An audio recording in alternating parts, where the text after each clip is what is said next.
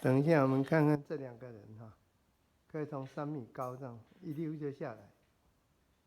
你看人，他们应该超过1.67米以上。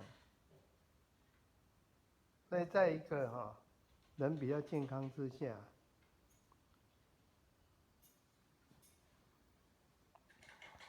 其实人没有那么脆弱。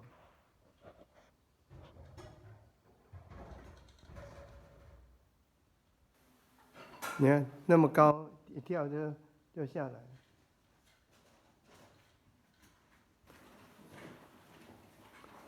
一爬就上去了，很厉害。这可能是都市人比较没有的经验。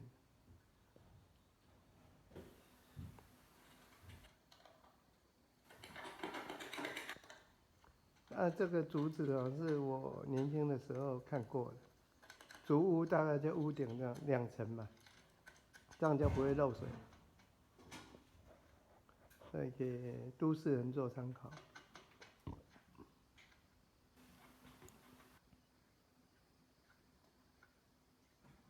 那一溜就下去了，那应该超过3米高啊。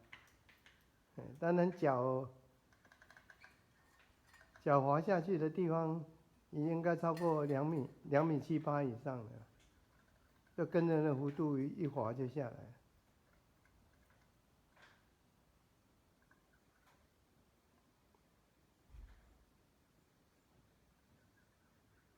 动作很敏捷。这个在里面的家具都一体成型了，我们刚才有看。